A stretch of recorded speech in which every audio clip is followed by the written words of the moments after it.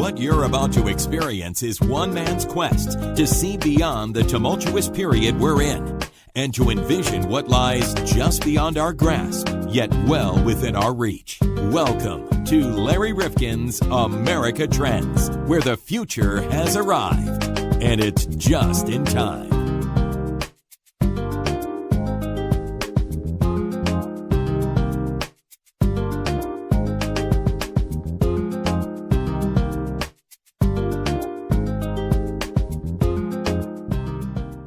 Welcome back. This is AmericaTrendsPodcast.com. I'm Larry Rifkin, and of course, my erstwhile colleague in this endeavor is John Krofsick. And we are aided, we are aided, of course, so nobly and so importantly by Scott Phillips, who does our social media design work. He does a great job, Scott. He does. And if you can go to @TrendsPodcast, or hashtag Trends Podcast, and you'll find us on Facebook and Twitter doing all that is legal hash. The legal hash? I think it's becoming more legal by the day, John. And in fact, certain portions of our state, I think it's already legal, and it's just wafting over this way. So you keep using those hashtags to America Trends.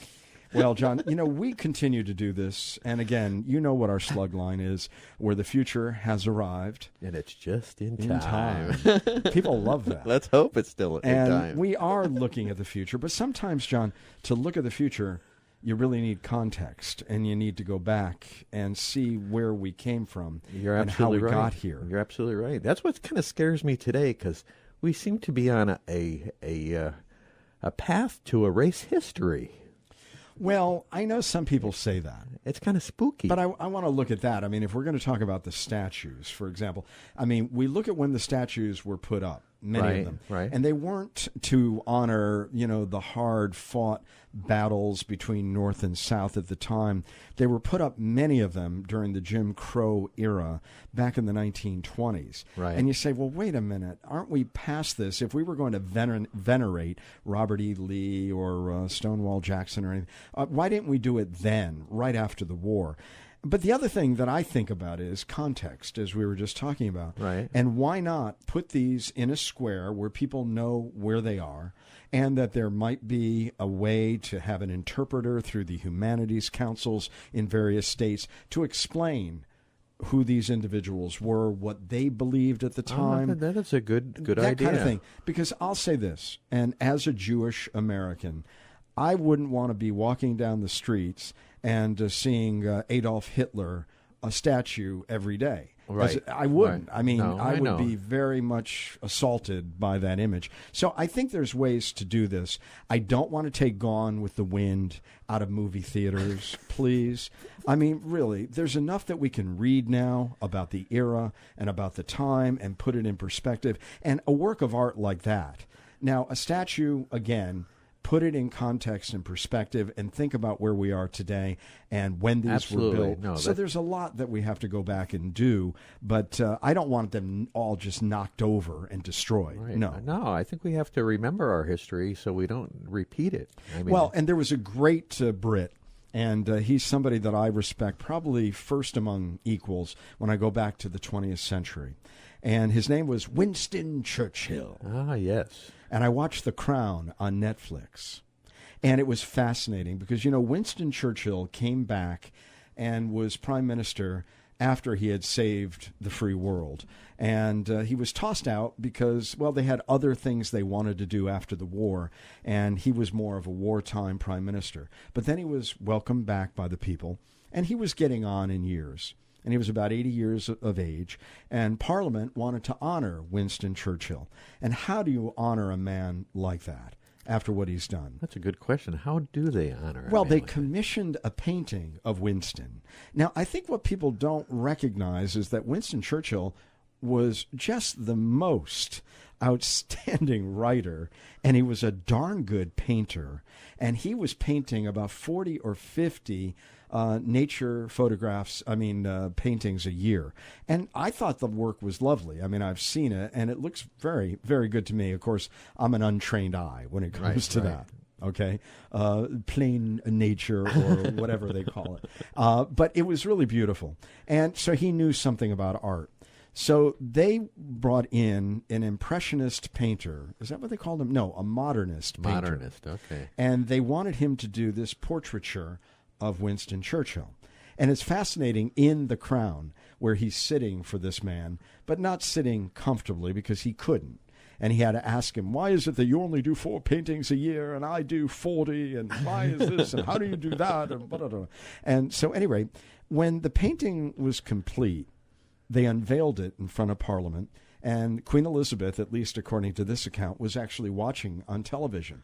And Winston turned around when they took the cloth off, and he looked at it with disdain, with disgust. He hated it. And he hated it ultimately. He brought the painter in to talk about it, and it was because it showed him in his decrepitude, as we all don't like to look at who we are as we age, right, or right. recognize it, or we have ourselves locked in time as if we're 35 or 40. And it showed who he was at that moment in time, and he didn't like it. But you would think somebody as brilliant as Winston Churchill would say, well, there's a million photographs, and there's lots of portraits, and there's lots of images of me. Let it go. But he burned it. And do you know that that is considered to be a lost masterpiece? Wow. Because it was really well done. Right. But he did not like the image of himself. So we do have to be very careful with that. And so I agree with you, not to knock them down, but put them in context and in a place where we can interpret history. Absolutely. Maybe give an explanation. Exactly. Yes. Exactly. Yes. So, John, you know, when we go back to our history, there was something that you and I learned recently based on this book, The Color of Law, A Forgotten History of How Our Government Segregated America by Richard Rothstein. Yes, this is a shocking story. Really? But one you must hear. And, you know, that's one of the things we love to excavate here. We are political archaeologists. In fact, John has a pith hat on, and he's trying to do Raiders of the Lost Ark here in this studio. But seriously, Richard Rothstein has brought to our attention, and it's scalding when you think about the fact that there were liberals, conservatives, and everything in between that really made the formal policy, not de facto, but de jure in America, segregation. And then we had a chance to fix it, and we didn't do it. I mean, the whole thing boggles my brain. I was so shocked when I heard that.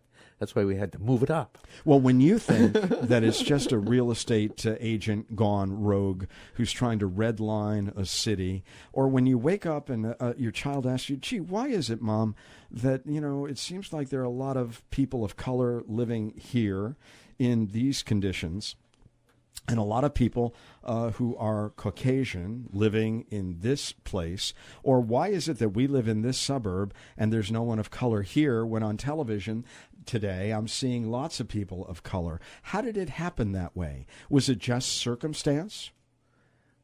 That's what I thought.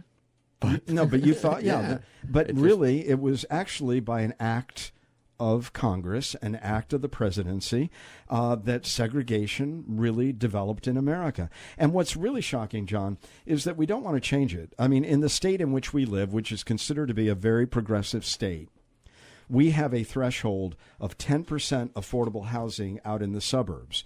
And as you know, we have a lot of suburbs in Connecticut. Right. And in fact, town leaders have been fighting this 10% prescription for a long time. So we have 169 towns and cities in this state, and I think only about 35 to 40 comply with 10% affordable housing in their communities.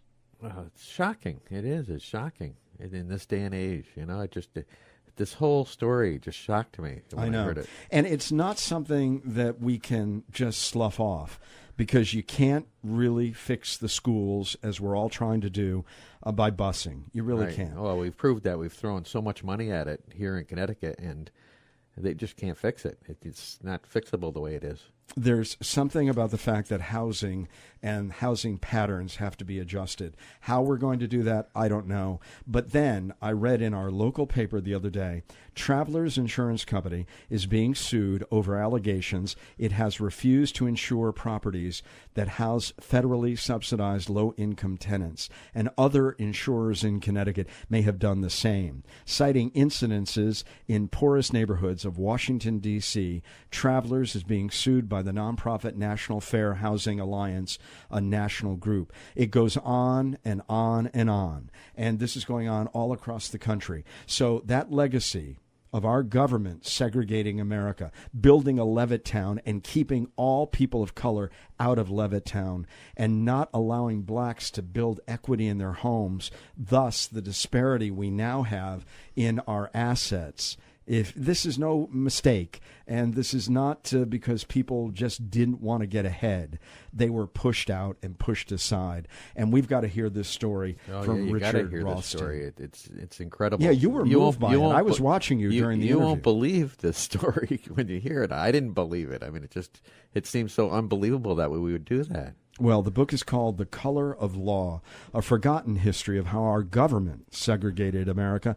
Richard Rothstein on AmericaTrendsPodcast.com. Please remember where you receive this content, and please support us in any way that you can in our endeavors. Thank you. The book is called The Color of Law by Richard Rothstein. And Richard, I think you probably take a lot of people aback by the nature of this book. Lots of people thinking that perhaps there were unscrupulous real estate agents and others who caused America to look very segregated over time. But really what you point out is that this was government policy at work and that it was intentional.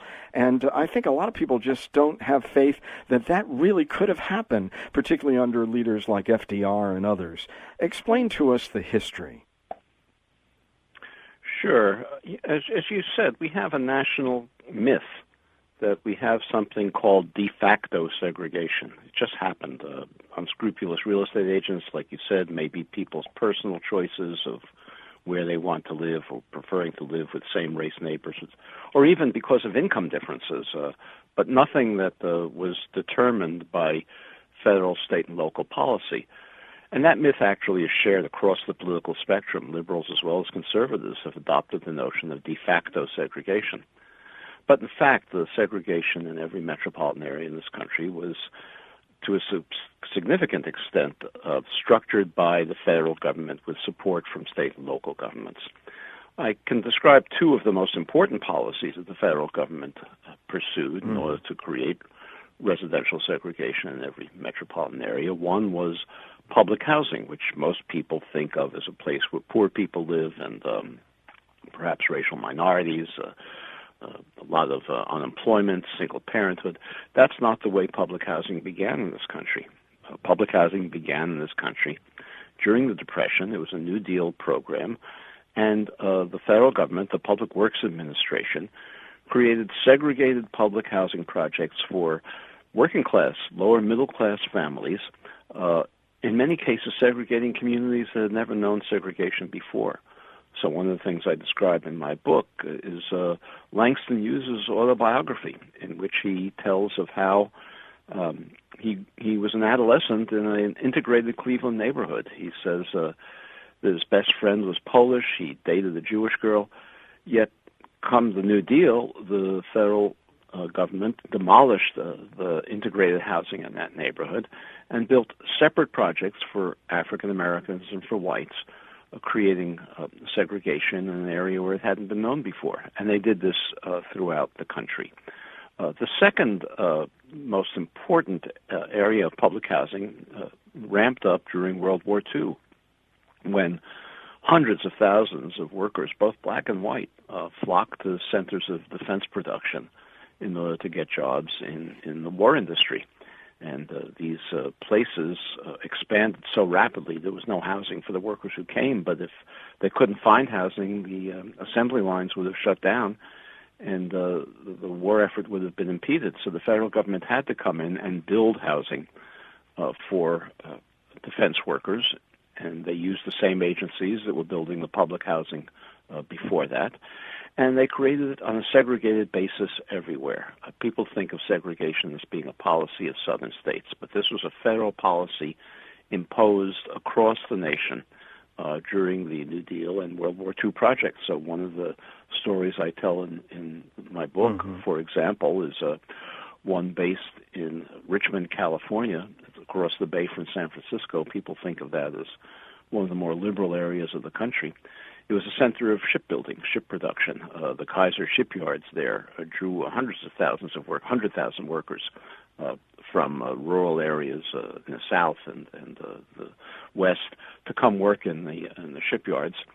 The federal government built housing for African Americans, designated explicitly for African Americans along the railroad tracks in the industrial area of Richmond, and housing explicitly for whites in the more residential areas. Richmond was a community that had virtually no African Americans in it before the war. So this was creating segregation in a place where they weren't respecting previous patterns. And as a result, Richmond became a segregated community, eventually became all black, but had a different policy been followed, a different residential landscape would have evolved over the course of the next decades. The other major program that the federal government followed was administered by the Federal Housing Administration. As I mentioned, the public housing was designed during the Depression and during the war years for working-class families, not for poor people. The families paid the full cost of the housing in their rental payments. It wasn't subsidized. But beginning in the early 1950s, late 1940s, you had a pattern developing across the country where the housing designated for whites began to develop large numbers of vacancies. The housing designated for African Americans had long waiting lists. And the reason for that was that the federal government, the Federal Housing Administration, embarked on a program to suburbanize the white population only. And they did this by subsidizing mass production builders of large subdivisions to create suburbs on the white-only basis, prohibiting African Americans from taking advantage of these subsidies and moving to these areas. So, and of course, Levittown is probably the best example of this. Well, that's what I was going to say, yes. Levittown is the best-known example of this, but it's not Levittown alone. It was in California, in Los Angeles, Lakewood, south of the city, or Panorama City, north of Los Angeles, and hundreds and hundreds of these developments and cities in between. The federal government, Levitt, to take the example that you just mentioned, Levittown, Levitt could never have assembled the capital to build 17,000 homes, which was the size of Levittown, for which he had no buyers before the homes were built. The only way he was able to assemble that capital was by going to the Federal Housing Administration, getting their approval of his plans, getting their guarantee that they would issue mortgages and FHA mortgages to returning war veterans and other lower middle-class families. And Levitt could then take those guarantees to a bank to get, in effect, guaranteed loans to build the development. But the government's condition on those guarantees was that no homes be sold to African Americans. And in fact, in Levittown, the FHA made a further requirement that every deed in the development, have a clause prohibiting resale to African Americans. The Federal Housing Administration put out a manual which was used by appraisers nationwide in order to determine whether these kinds of guarantees could be given to new developments. And the manual explicitly said that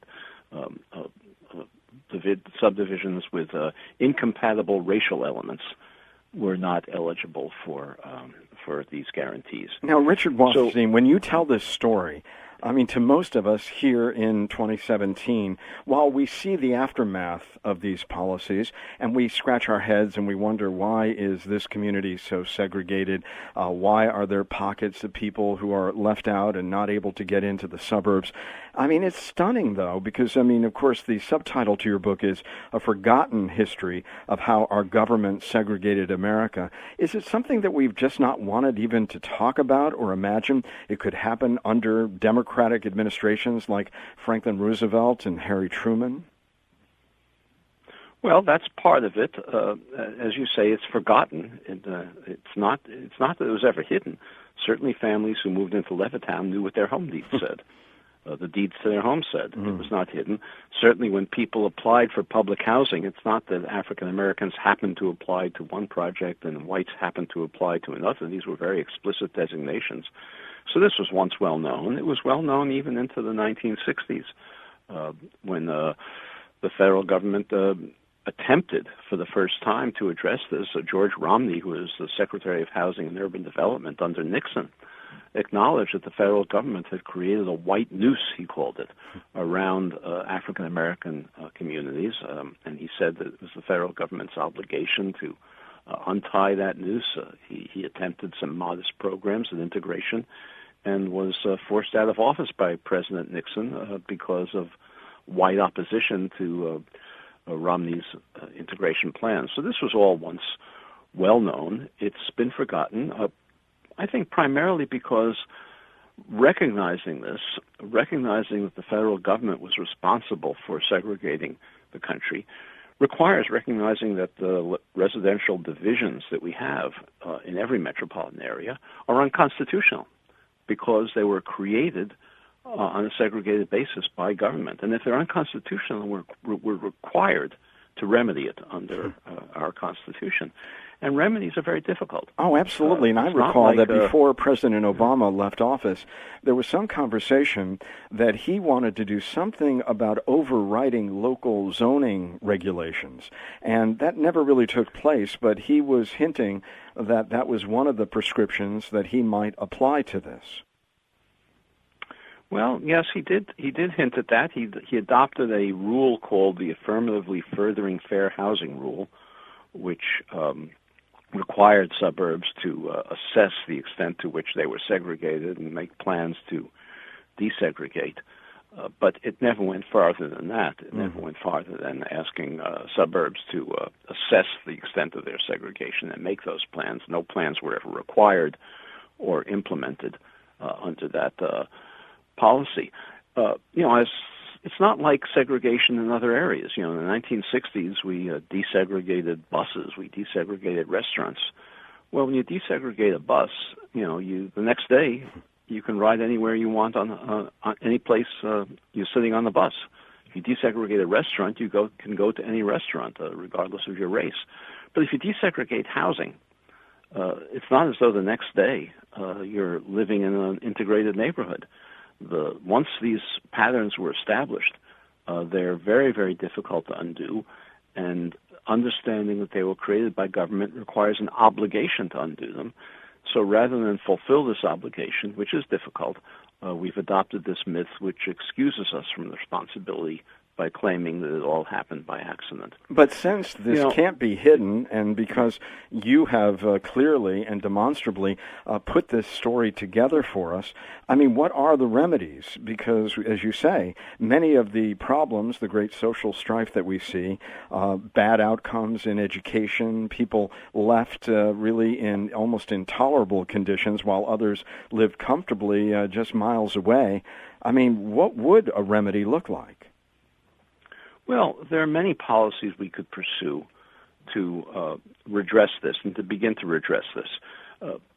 Let me give you an example. You mentioned Levittown before, and I talked about it a bit. Those homes in Levittown in the mid-20th century, when they were built, were selling for, in today's dollars, about $100,000.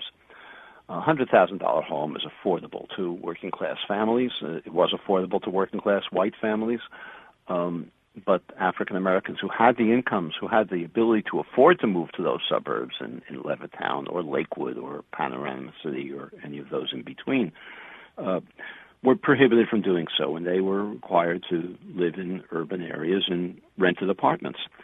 Well, the white families who moved to those suburbs under federal protection with federal subsidies gained over the next 2 and 3 generations several $100,000 in equity, because the homes that they bought for $100,000, and I'm using today's dollars, they bought for $100,000 are now selling for $400,000 or $500,000.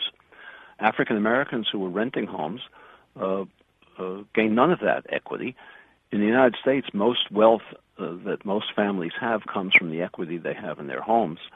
So the result is that African Americans now can no longer afford to live in the suburbs from which they were once excluded, and white families can't afford to move there either, unless they happen to have wealth that they've inherited from their parents or grandparents that they gained from equity in their homes.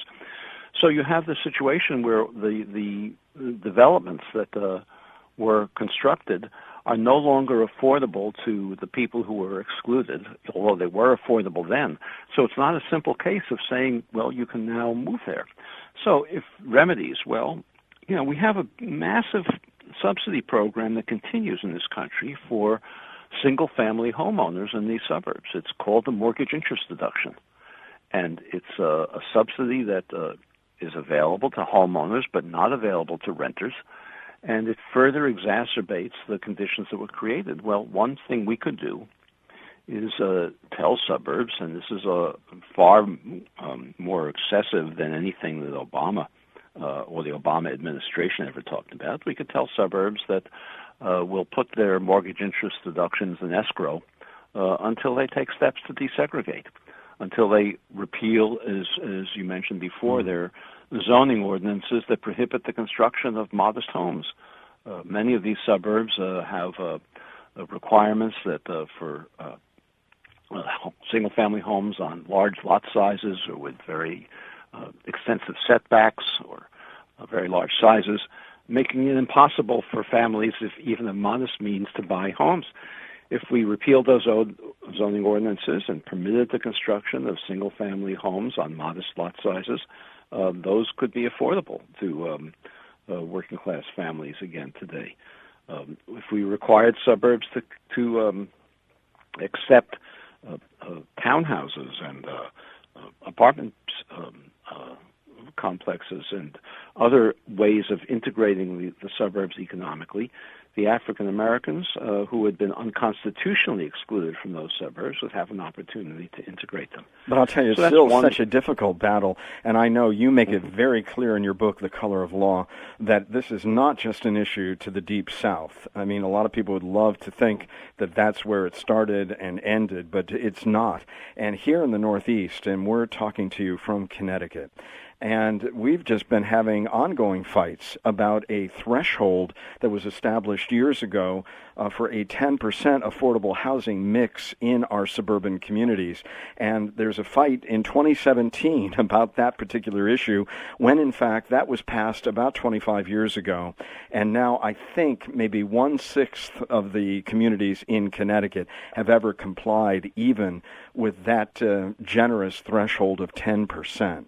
Well, you're right, and the only thing that my book contributes to that debate is an understanding that the threshold is not only desirable, but it's constitutionally required, because the racial patterns that exist in cities like Hartford or elsewhere in the country are attributable primarily to federal policy. It's not as though private discrimination didn't exist. It's not as though real estate agents didn't steer families away from integrated neighborhoods. All that happened, but it would not have had the power it had without federal government sanction, direction, and support. Yeah, and I don't think most people understood that partnership. I really don't. I think you've done really an incredible service here in documenting this rich and really destructive history. The other thing that you point out, well, there's so many things in this book, but you describe the fact that black neighborhoods also are undesirable because they have been put together in zoning with industrial plants, waste disposal facilities, and of course we've seen so many young black children with lead paint disorders. And today that is called environmental justice. Is that one of the legs of the stool in terms of the way people are trying to get remedy through some of these environmental justice actions?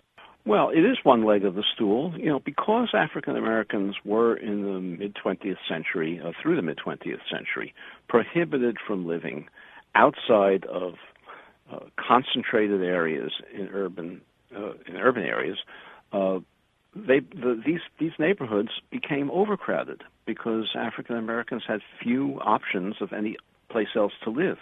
And as the population expanded, unlike the white population, which could spread out to outer suburbs, the African American neighborhoods became more and more overcrowded. They became more overcrowded. They became more deteriorated. There were more toxins in the environment. Housing was more dilapidated. Lead paint was removed. You mentioned lead poisoning. Lead paint was removed from new housing construction in 1978 in this country.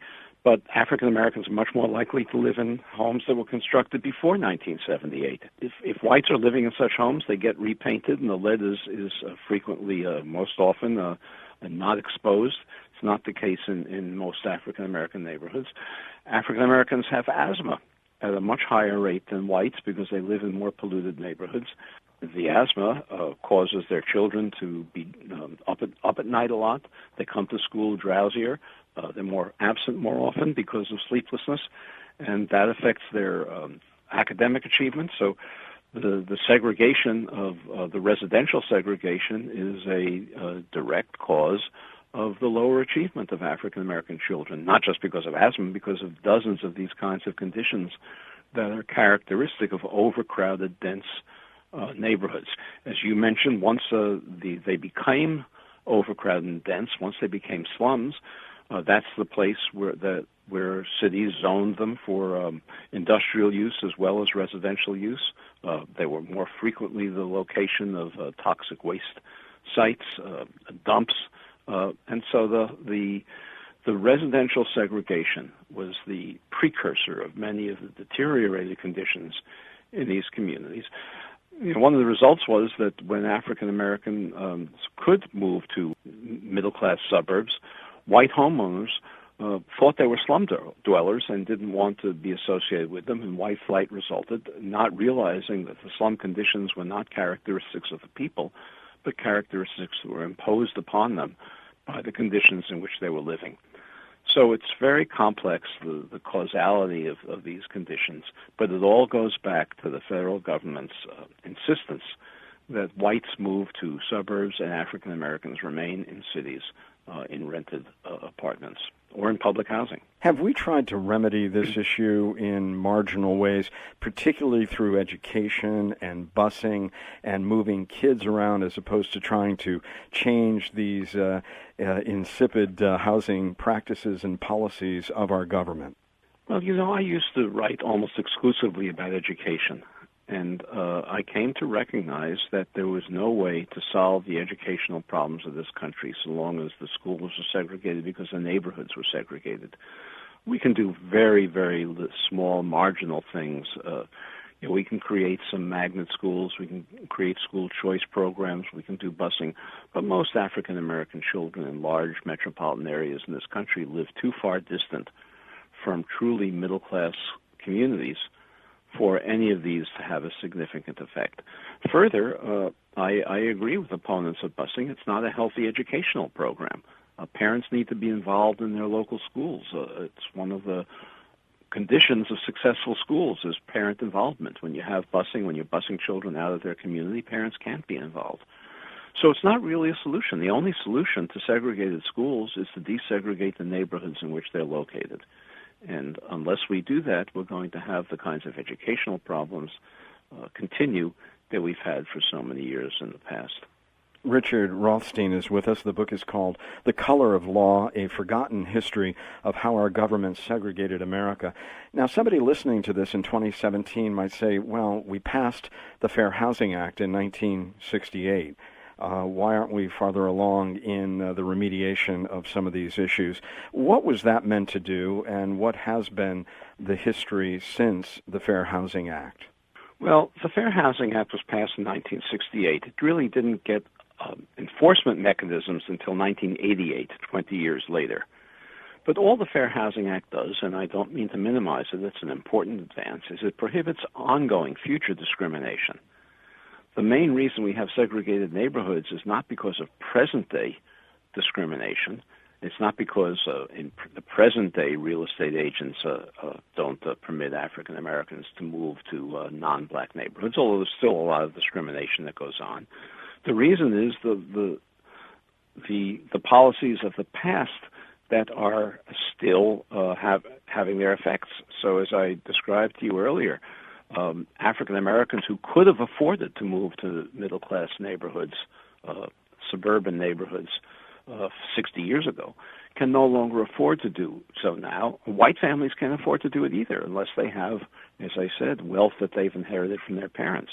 You know, as a result of these policies, today African American incomes are about 60% of white incomes, but African American wealth is about 5% of white wealth. That enormous disparity is almost entirely attributable to unconstitutional federal housing policy that was practiced in the mid-20th century. And with no wealth, the opportunities for African Americans to make down payments or be able to afford homes in even modest suburbs is very, very limited. White families who have that wealth that they gained through the appreciation of their homes, they used it to send their children to college. They used it to take care of aged parents. They used it for their own retirements. They used it for medical emergencies. African Americans had to dip into what income they had to do all of those things if they could do them at all. And so many of the social problems, much of the inequality that we have in this country today, can be traced back to the unconstitutional federal housing policies that were practiced in the mid-20th century. Segregation of housing is a much, much more powerful force in creating inequality than the segregation we had in other areas. As I said, once we desegregated buses, the segregated buses were only a memory. But desegregating housing by passing the Fair Housing Act and permitting families to move if they can afford it doesn't do much to erase the past. So when you hear civil rights leaders talking about education as being the 21st century civil right that has to be dealt with, and we haven't dealt truly with this housing issue, what do you say? Well, I think I respectfully disagree. I think the civil right that we need to address is the legacy of segregation and housing. We will never fix our educational problems. Earlier, for example, asthma. Well, it's one thing if a child comes to school drowsy in a school where everybody isn't drowsy. In situation, the teacher might be able to devote special attention to the child might get special help. Where you concentrate children with those kinds of social disadvantages, whether it's health problems like asthma or lead poisoning, or whether it's stress from families with economic insecurity or high unemployment rates, when you concentrate children like that in single schools, the schools are overwhelmed by the social problems and cannot address the academic issues that they should be charged with exclusively. So there's no way, in my view, that we're ever going to make substantial progress in narrowing the achievement gap between African American and white children, so long as we maintain the residential segregation on which that achievement gap rests. In closing, I know that Ben Carson, who is now the Secretary of Housing and Urban Development, has said we've got to stop the social engineering that is meant to help black homeowners or renters. When you hear something like that, I mean, you must be flummoxed to hear that. Well, my reaction is that what we need to do is not social engineering. We need to undo the social engineering of the past. It's certainly the case that social engineering sometimes has unintended consequences. Dr. Carson doesn't seem to understand that the proposals to desegregate are not social engineering. their attempts to undo social engineering. There has never been a more social engineering policy in this country than the federal government's national planning effort to segregate every metropolitan area. Has any municipality or any state or any politician of a national sort ever stepped forward to say we've really got to remedy this issue, or any that have done it effectively thus far? Well, there are some. As I mentioned before, George Romney, when he was Secretary of Housing and Urban Development back in the late 1960s, early 1970s, attempted to remedy it. He was prevented from doing so by President Nixon. There are some efforts to try to use some subsidy programs that we have for low-income families to reform those programs so that they can be used for integration.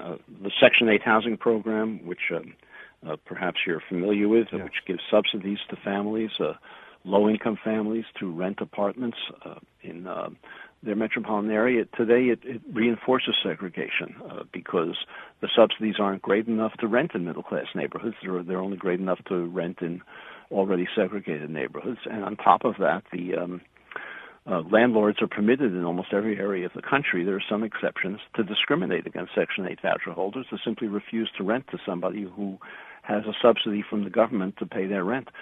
And so that program could easily be reformed to make it a tool of integration rather than of segregation. So there are things we can do, and there are places where some reformers are attempting to do that.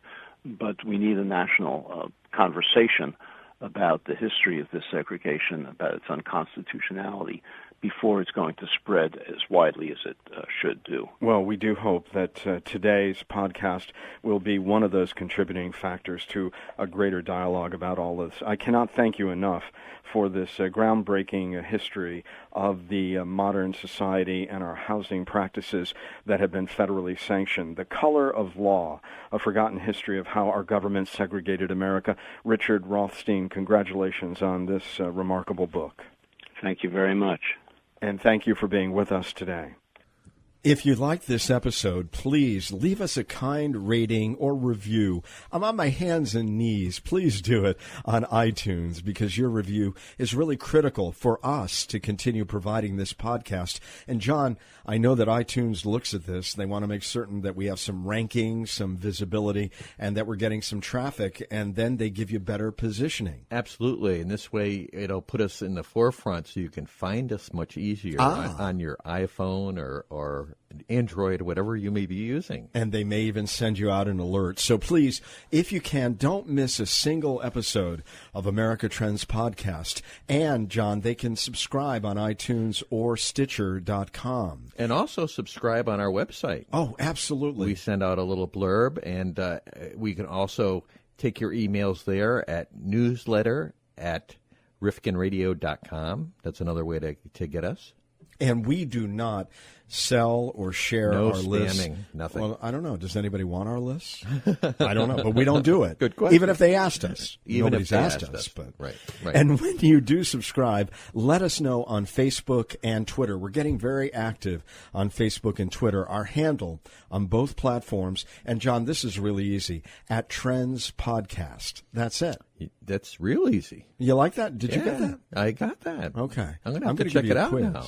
I'm going to have to twit it. We want to thank you, of course, personally for subscribing. And we also would like to get some of your ideas and questions for future episodes of America Trends Podcast. And that's important, too, because we're all over the map. Our interest editorially in the future, John, has no bounds. But we want to know what it is that you'd like to hear from us. If there was a segment that you'd like to see us follow up on, or if there's something in depth that you'd like us to deal with, please let us know that, too. We're looking at the future. There's so much we can look at. Yeah, and the topics that we've dealt with, I mean, we have gotten such incredible guests over the recent period, but they're only going to come to us if they know we've got an engaged and interactive audience. Absolutely. So it's really important that you become part of this podcast in so many different ways that we're sharing with you today. You're absolutely right. We need your support and your help and your reviews. And your ideas. And ideas. Or questions on Facebook and Twitter. And by the way, you can direct message us at Trends Podcast or using the hashtag Trends Podcast. You can also add an email address if you have a public one that you'd like us to give out. Yeah, good. Hey, and you know what? We didn't mention Amazon. Oh, yes. We have an Amazon store. Yes. And so if you go up, you don't have to buy the things that might be highlighted at that particular time. You can buy any book, and there's some benefit that comes back Just to put us. what you're looking at in the little search engine block there, and it'll take you right to Amazon, and it'll help us out. Absolutely. And it doesn't really cost you anything more because they have built that into their pricing structure. So we get a little taste and you get more programming like this and you get the item that you were looking for. So it works for all of us. It's a win-win. Absolutely. Win-win-win. Win-win-win. So for more information on America Trends and for the latest updates on upcoming episodes, be sure to like our page on Facebook and follow us on Twitter. You can find us at Trends Podcast. And again, you can find John and I here in our studio performing as best we can for you. That's right. And Let us making out. What's that? Let They're us not going to out. let us out. No one is. Hey, listen, thank you so much for joining us today on America Trends. We'll see you next time. We hope to hear from you soon. Oh, by the way, we are posting all the time. And we're posting on Tuesdays and Thursdays. Good point. So just be aware, if you're looking for new episodes, they're coming on Tuesdays and Thursdays. When you wake up, before you go out on your jog or your walk and you want to take us with you, we'll be there for you. Very good. All right. Have a great day.